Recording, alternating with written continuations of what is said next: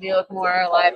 Welcome to the Industry Insider, your promotional products podcast where you can get all the nerdy news you need to know about. My name is Jeff Franklin, National Accounts Manager with Hidware USA, and I'm joined today by two other lovely folks. But of course, before we get to them, we're going to tell you about our fine sponsors over at Connect. It's an automated and customizable marketing tool that keeps you in front of your clients with the newest offers, trends, and product features. Go check it out at Promo Corner. And it's been a minute, guys. How are you? It has been a minute. So reunion tour? Is that what we're doing? Yeah, we just couldn't stay away. We just had to come back and get on camera again. We just love it so much. No, I'm actually really excited to be back. I was thrilled to be back in Vegas to see everybody. It's like a family reunion, so I'm excited. How about you? Yeah, no, I think when we were talking about coming back and doing something in Vegas, it's kind of, we have a lot of history. We've done this 3 or 4 times at least. We've recorded many episodes in Vegas, and it was like, yeah, let's come back. Let's kind of say hey to one another and see what the show's all about and do another episode. So here we are. Yeah. The in-person shows are always super fun to me, because we're always locked behind a screen and don't really get to see each other in person very often. So it's always fun to get together in person and Yeah. especially at a nice show like this. Things are back finally. Numbers are, from what I hear, up. Pre-registration numbers were up. Do you have the numbers, by any chance? I don't have Do the you have the numbers. numbers? I'm number 1. Is that the number? I don't know if Dale and PPAI have released Put them out numbers, yet? I did see the pre-reg numbers were pretty good. There have been talks about the numbers being significantly up this year over last. I still don't think we're quite up to maybe 2019 or 2020 numbers. Which is surprising because as someone walking, it didn't feel like the traffic was as busy, but maybe it's just because of, we took the path less traveled and whatnot. Although I saw, both of your booths, both when I came by multiple times, they were really busy. So maybe everyone's inside of a booth, and that's why I'm not seeing them in the aisles. All I know is that our booth was we had probably over 100 people in that booth at any given time on the first day. Yeah. And yesterday it was like maybe 20 to 100 throughout the day. So I don't know what today is going to be like, but it's been very, very busy for us. So, and we don't really get out of that little, 40-foot square. So it just seemed to us that it was like insanely busy. But again, we only see what's in our perspective. I will say that I feel like there's less people just, walking down the aisles as opposed to like actually coming in and talking to everybody at the booths, which is really nice. That's how a trade show should be done as an attendee, I think. You should go and talk to each person at each booth to, really, because you don't know what you don't know, right? So, you stop and you talk to them, you ask them, why sell your product over, somebody else's or whatever. And, I think you get a lot more out of it that way. It's hard to do because there's so many booths, and you only have so much time in a day. But, I'm really interested because you're the distributor. You're here with your team, and you walked the show. So aside from the traffic, tell us a little bit what you saw. Maybe some takeaways, anything really. I just want to hear more about how your perspective of it. I think I've told you this. I'm hot off the heels of being in Germany for the promotional product trade show. So I was actually at PSI like 72 hours before being at PPAI. And I'm complaining about being tired. We need to dive into that. Okay. Yeah. No, so much to unpack. Yes. So I kind of went into it with a different lens. Okay. Had I not gone to that a couple days prior. My biggest takeaway from this trip isn't the product, because normally I'm like, oh, I found these 10 or 12 things that I can't wait to share, and coming up with trends for the year. And we've actually been struggling as a team to figure out what that is. We're not like totally wowed by new product offerings. By some of the trends are a little more muddled. Things are kind of getting a little more convoluted. But what I have noticed a lot of effort this year was in the booths themselves. I agree. I think there was a full year now of being back where people didn't use the original booth setups that they had and reinvested into a whole new way to present product. And there have been some really nice booth layouts. Previous years, we've said, when are people going to step up? Exactly. And this year, there's several, like not just one. Usually, like there's the one booth that we really like the Numo booth or whatever. Exactly. There's at least probably 20 or 30 booths that I would say really went above and beyond with the way they're merchandise their products, the way they display, the way they have, just the graphics themselves are visually appealing and show off the products better. So from that standpoint, it's awesome. Like I think it's really good, much better than previous years. Products themselves, though, I don't know. I can't put my finger on it, and we've like as a team, we feel like we've been struggling to kind of get into it, and we can't put our finger on it. I feel like that's almost the general consensus, and I hate saying that because like this is the new product showcase basically of the year, and all of my customers, I'm like, okay, what was your biggest takeaway? What was that one product? And everybody's been struggling to come up with that too. So I'm wondering if the suppliers really just focus in, and I will agree with you on that. When I did walk the show, I was blown away. It's like people are finally listening, right? Like nobody wants to see the same old crap that they see every year, the same booth, the same setup. I'm seeing experiential booths where you can come in and actually see applications that the promo would be used in, I was so impressed by so many booths. Like what in particular? I don't want to name them, but there was some that I was like, wow, this is really nice. And I'm always talking about this on the podcast and anyone who listens, and it's really good to kind of see people listening, and regardless who they are. Have you seen any experiential marketing booths? I mean, other than obviously, like I saw Snugs. Like Snugs. Oh, talk about this for a second. They brought the llama in. Like how many years ago was that? Right? Yeah. Oh, geez, well, and they had to one up that. They freaking brought a rodeo cow. Yeah, a rodeo bull. Let me just say something. In the booth. How do you fit a mechanical bull in your booth? They did it. So first off, it is. Did any of you guys ride it? Did you? How long? How long did you go? The whole time. So I grew up an urban cowboy from having to squeeze. So I grew up, and Urban Cowboy was my favorite movie. Like I wanted to be Sissy, and it's on my bucket list to actually ride a mechanical bull. Excuse me, I thought Goonies was your. Well, it was, but Sissy and Urban Cowboy, John Travolta, I love it. I love it all, and I have never been on there. So I was gonna go this morning. It's gone already. Yeah, they don't have it today. It's gone. My one chance. Really? Yeah. So they just did it for the 2 days. Yep. They probably have to rent it. It's probably very expensive getting it off the floor. The last day. Like, how cool is that? Like, that's something that people are going to talk about. At Promotions East that one year when I did that crane, I mean, I had people lined up around the booth to do it, and it was the one booth that everyone talked about. So I think that's what's going to keep the conversation going, or the experiences. How about the nightlife? What did you guys think about that? Did you either of you go to the party? Well, I did actually. Did you? Go ahead. Okay. Yeah. Did you go? I was disappointed that it wasn't at the football field, even though I haven't been. I really wanted to go this year. I was really bummed. Yeah. Look, it's one of the coolest events like since they've recreated it, and when they were doing it at the stadium, amazing. Yes. Like top-notch entertainment, and apparently they were really proud of what they were going to be able to get from the stadium this year. But the NFL pulled them out because, of course, Usher for some reason needs 3 weeks to do his halftime show or something. The rigging, I have no idea why it takes 3 weeks, but anyhow, so they had to basically take the contract away from them. So I was extremely impressed with what they were able to accomplish in such a short period of time. I went in there with very low expectations, and I was kind of blown away. Where was it? It was actually upstairs in the ballroom.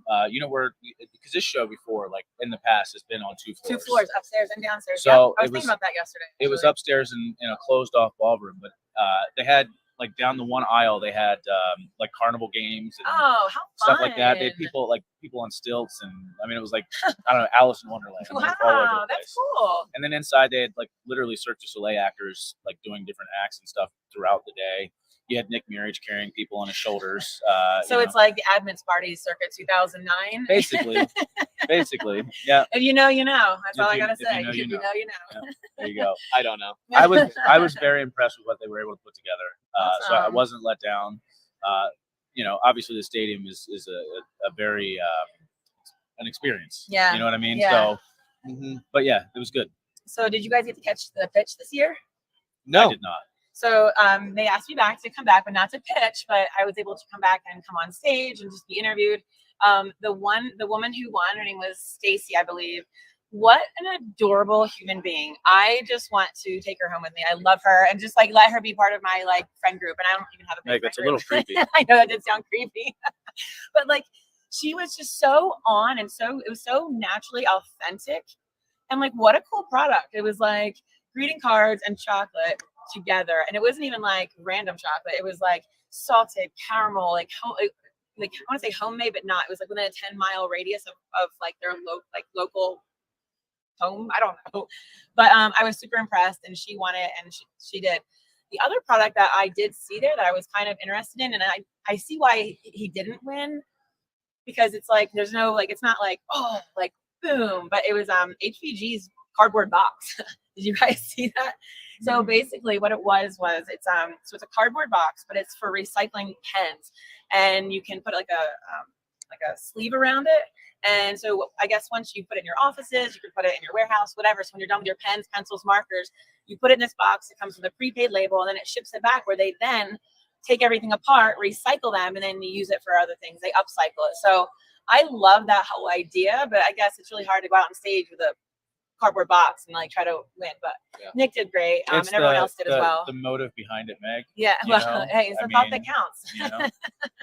But yeah, the pitch was amazing, and again, I think that does such wonders for the supplier reps and entrepreneurs that are able to exhibit at that. Because I mean, it was standing room only. They had room for 1,000 seats. It was overflowing. People were coming in, and even though I wasn't pitching a product, I was on there for 2 or 3 minutes. It still brought so much traffic to the booth. So if you get an opportunity, highly recommend trying to get your product into that next year if you can. I'm just glad somebody good won this year.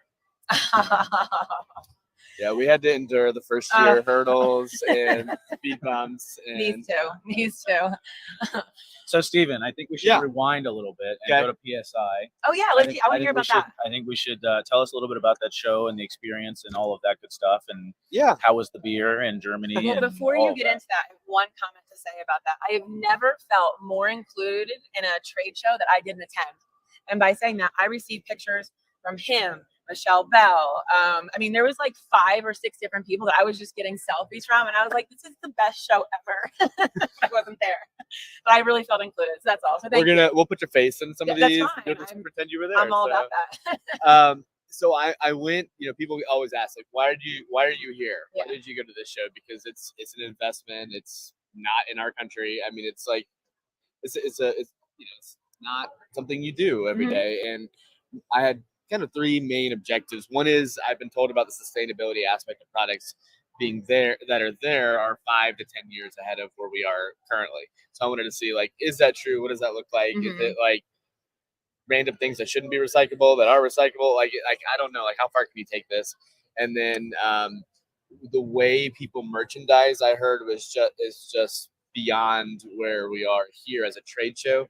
We deal a lot in trade shows with our customers as well. So I wasn't just looking at it from the aspect of, oh, now I can go tell the suppliers here what to do better. Like, no, it's like I can now tell my customers, like, this is how we can like display your product. And so the last of which was just to figure out if there's any possibility of partnering with either another distributor or some suppliers that can do both European and domestic, in the United States production and fulfillment. And so the biggest takeaway I would say was just the whole merchandising aspect and experience booth thing is just right? It's unreal. Like, for example, I'll talk about one of the best booths that's there year over year, which is ProDeer. Who is it? ProDeer. I don't know if I'm saying it correctly. It's a Swedish pen company. They're very good pens. They had a booth that was about almost 100 feet long by 20 feet wide. And it was a giant, like SEG lit up display. On the inside was this full, like, graphic that was probably 20, 30 foot tall. That was a digital, like LED screen with video and stuff. And then on the side were booths, like a restaurant. And you could walk up, like, standing room only. And then they would, like, call you up and sit you down at a table, like you're about to place your order for your pens. Wow. And people would come up with like a tray and showcase the pens. Oh, that's while you cool. sit at the table while they serve you beer and place a charcuterie on your table. And I like that idea. I like charcuterie. It was just wild. There was charcuterie. Places that had like were roasting pigs and we're like you name it. There was. Did you say roasting pigs? Oh yeah. That's interesting. Yeah. Food all over the place, except you don't eat. It's the weirdest thing. They just want you to drink the whole time while you're there. So it's true. No thanks. I was like, I finally had to tell Michelle, I'm like, can we please get some food? Like, it's been like 11 hours since breakfast, and they keep saying, have more liquid bread. I'm like, no more liquid bread. I need real bread, please. I feel like that's a normal trade show experience for us, at least. Yeah. during the show the whole time though. Well, we're not really drinking during the show, but like They- the whole 11 they hours are. since breakfast They thing are. is Yes. Yeah. But All right. very, very good. I would say if you have the opportunity, it's worthwhile to check out. But it is a unique experience, and partner with somebody that can kind of walk you through it. If I went on my own, it would not have been anywhere close to what it was if we. Now, is this the first trade show or major event that you've done like outside of PPAI or ASI?